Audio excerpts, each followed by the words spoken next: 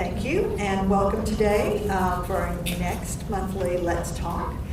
And we'll start as we always do by introducing everyone here. I'm Cindy Gillespie. I'm the secretary now here at DHS. I'm David Griffin. I'm Assistant Director with the Division of Child Care and Early Childhood Education. I'm Becky Dunnigan, and I'm the Deputy Director of Children and Family Services. And I'm David Jones. I'm the Director of the Adult Protective Services Unit within the Division of Aging Adult and Behavioral Health Services. Okay. APS. Yes, for sure. All right, so today we're going to talk about being a mandated reporter. And here at DHS, as you all know, that is one of our obligations. So David, why don't you just start us off by talking a little bit about what that means? Sure. Sparing you the legal codes. Please. There are two different statutes that mandate that, among others, DHS employees are mandated reporters for both child maltreatment and for adult maltreatment. And that obligation extends not just while you're on the clock, but actually 24/7 when you're away from work. And so let's start talking about what that means. You know, usually when people talk about being a mandated reporter, we usually are thinking about children, but as you said, it's both children and adults. Yes. And maltreatment is both abuse and neglect. Yes. So can you talk, why don't you, Becky, you and David, what does that mean? What's the difference between abuse and neglect? What does it look like for children? For children, you might have physical abuse, you might have unexplained injuries, unexplained bruising, black eye, you might actually witness kicking, slapping of a child. Neglect could be, it could be not properly supervised. So in your neighborhood, it may be noticing that young children are outside unsupervised or close to a busy road. You might have consistently being dirty, children that may be asking for food, inappropriately clothed for the weather. So those are some signs that would be of neglect. David, y'all get a good bit of that. We do, especially around child care, and one of the common things that happen with us is a parent or somebody driving by a facility may see a child on the playground unattended. They'll typically call us. We'll tell them to call the hotline. They may not have enough information. Sometimes it gets screened out, but even if it gets screened out, the hotline will call us, and we'll take it as a licensing complaint, and we go in, and we often find enough information, enough additional information to call back and give it to the hotline to accept for investigation at that point. And if I could say, with regard to adult maltreatment, we still deal with the same species of maltreatment, abuse, and neglect. Shorthand is sort of, somebody's doing something they shouldn't be doing, or they're not doing something they should be doing. But with adults, it's not always as readily apparent. I think sometimes it's with children, sometimes it is. You may see an elderly person who is not making it to their medical appointments, or who appears disheveled or unkempt, if they are going without food. And there are all kinds of questions that surround that, and I wanted to say, you don't have to, as a mandated reporter, go out and be sort of like a Sherlock Holmes, and dig and find evidence of this. If you have a reasonable suspicion that there is something amiss, that this person is being abused or neglected or mistreated, that's really the test for reporting, is reasonable suspicion. And so that's what we ask that you look for. I would just add to that we frequently tell our staff or everybody that calls in that if you even ask yourself the question, is this something that I need to call in? The answer is yes, you do, because that already raises it to the level of having a reasonable suspicion. Can you, as long as we're on the topic, particularly, well, it's not always around adults, it can also be children. Human trafficking. Yes. Signs of human trafficking. What are some of the things for people to be looking out for? Because that is also something you would call in.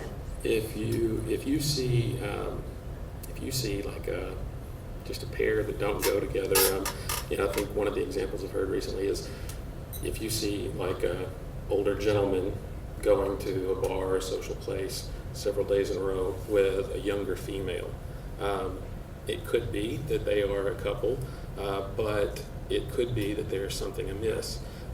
Typically with human trafficking cases, and we're seeing more of them, but we aren't overrun with them yet at this point, but you'll see somebody who's isolated.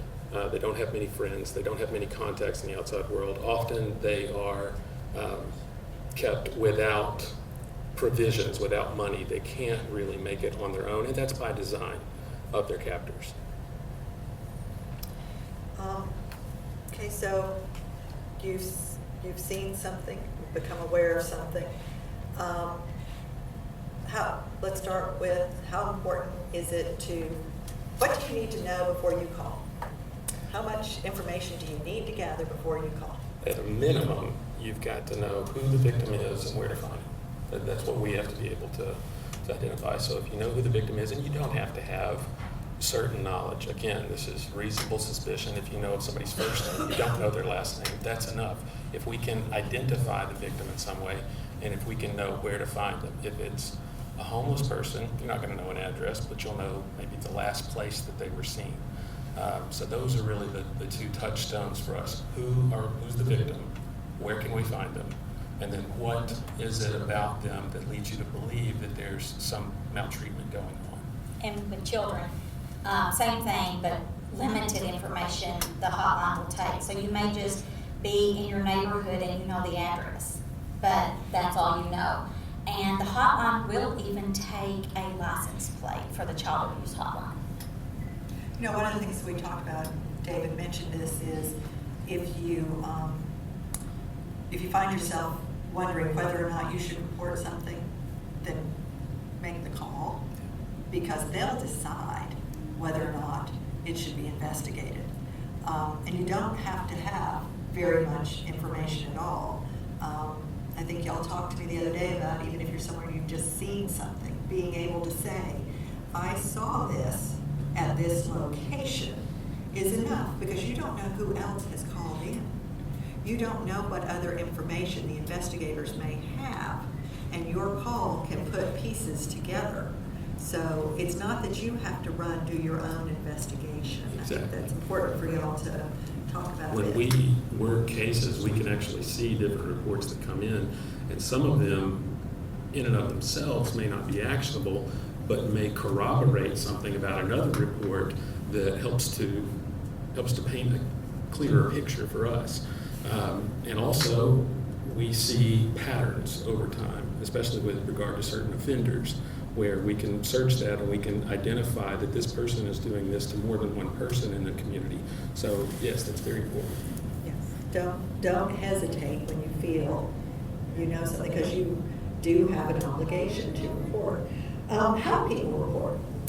For child abuse, you can call 1-844-SAVE-A-CHILD, or as us at the Department of Human Services on our website is a mandated reporter form. So as a mandated reporter, you're able to just fill out the form and send the form into the hotline instead of having to wait on the line to make the report. And if you leave your name as a mandated reporter, you're not obligated to leave your name. However, if you leave your name, then the investigator can call and ask additional information. Now, if you call, you can call anonymously. Yes. They will still give you a number. Yes. And I think it's important to also know that for children, those calls go to state police. Yes, Arkansas State Police. So they do have, therefore, a very broad database and are able to take just minimal information and be able to put pieces together, which matters a lot. Yes, and for adults, you can call 1-800-482-8049 as our hotline. You can also go to https://arkansas.dhs.arkansas.gov/AAPSS. That's a mouthful, but just take the hotline, 800-482-8049. But when you call, you're going to get, as mandated reporter, you're going to get a number. And that's the important thing, because your duty under the law is to report, and having that number proves that you reported. So So you want to hold on to that number. Right. In case it ever comes up that there's a question as to whether or not you did report something. Folks know you were in a situation and later multiple people report and later it comes out, right? Yes. So what happens though? You call in an allegation of abuse or neglect, something you're really worried about. First of all, is it confidential? Always. Yes. There's a difference between being an anonymous reporter and a confidential reporter. All reporters are confidential. There are only select few circumstances where we disclose the identity of a reporter, and that's to law enforcement or the Attorney General. One of the things that we drill into our staff is to protect reporter confidentiality. But you can call in anonymously. When you call the APS hotline, they're going to ask you several questions. They're going to take down your information if you'll provide it. They're going to take down information about the identity of the victim and that sort of thing. And then from there, you've done your duty. From there, the report will go on to be screened or accepted for investigation, depending on whether it meets the criteria. And if it's accepted and you have provided your information, there's a chance that the APS investigator will call you, but trust that they're the only person that sees your identity in that situation. And really why they're doing that is to gather any more additional details that maybe weren't gathered in the report. And I'm sure that it works largely the same. Yes, for children, the reporter is confidential. However, the parent and the alleged offender does have a right to receive the report. And in the report, it will tell who was interviewed. However, the reporter information, as far as you are the reporter, will be redacted. They could tell that you were interviewed, but anything indicating you were the reporter will be redacted. Multiple people will be interviewed. Yes, multiple people will be interviewed. And for the child abuse, the investigator will call the reporter if you leave your name and number. How do people know when to call the hotline and when to call 911? Well, with children, we end up with this a handful of times throughout probably the month or several months, and that is, I think you just have to make that good judgment call. And is this child in immediate danger? So I think I gave an example earlier, so I'll stick with that same example because this happens, and that is that you're driving by on a street and you see a child that looks about the age of 2 and there's not an adult anywhere around. So I don't think you're going to pull over and call the hotline or think, oh, let me get this address and I'm going to report that when I get home. No, that child is in immediate danger. So you're going to pull over and call local law enforcement, you're going to call 911. So I think you have to look at that, and that needs to be your gauge. Is this child in immediate danger where I need to call the local police 911 right now? If it's a medical emergency, we would prefer that you call 911 first, then call us. Obviously, if we're getting a report from law enforcement, then we know that 911 has been contacted. But as mandated reporters, if you identify a medical emergency, if something's on fire, if there is a crime being committed, call 911, then call the hotline. David, from the child care perspective. Well, I would agree, and it's pretty common for us, unfortunately, to get calls from someone saying, I saw a child on the side of the highway, or blocks away from any center. We're assuming it might be in care, it could be from a private family. But if they haven't already called the police, we encourage them to do that. And we'll also follow that up immediately with a call, just in case, because if something happened and they didn't call, we wouldn't want to take that chance. And same kind of backup call to the hotline following that call. So let's say you do see a child standing by the side of the road by themselves, and you drive into work and you're worried about it, so you go see your supervisor. That still does not keep you from calling the hotline. You, as a mandated reporter, cannot report to someone else or to your supervisor. You are mandated by law to call the hotline. And to that point also, we see a little bit of this sometimes where you may know the APS worker or the DCFS worker in a certain area, and you think, well, I'll just say something to them. That's not the same thing as reporting to the hotline, because that employee They may not get the case, they may not enter the case. They're not going to give you that number when you call and report something that covers you. So it's very important to call the central intake, that 800 number. So I think one of the things one of the reasons we want to talk about this a little today is because we do always say, you know, when you come to work here, you go through a policy, you review a policy that makes it clear that we are all mandated reporters. 24/7, we're mandated reporters. Just because you work for DHS, you are a mandated reporter. Even if it's over the weekend and you see something, you are a mandated reporter.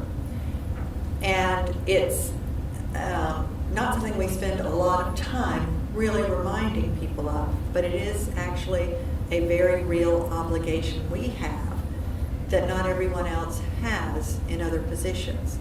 So remember that. And I do like David's advice very much.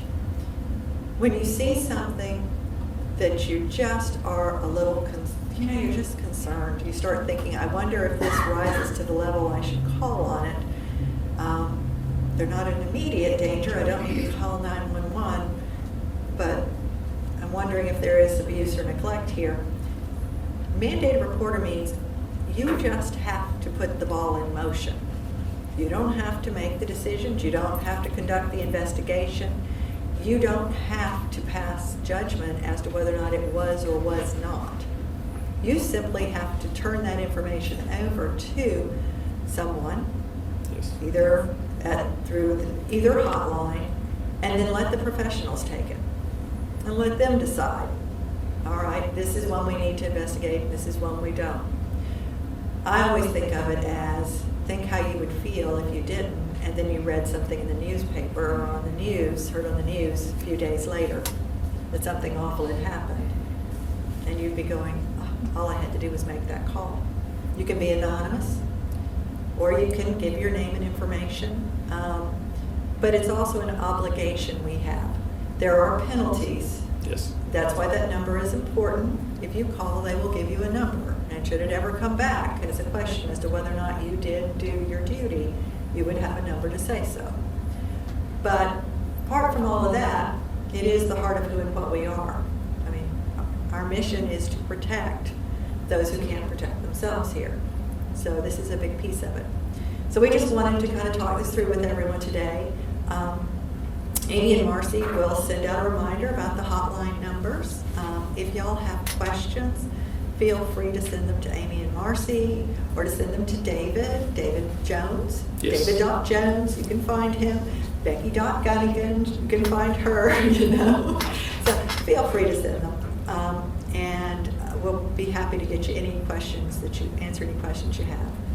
Thank you for joining us, and we really appreciate it.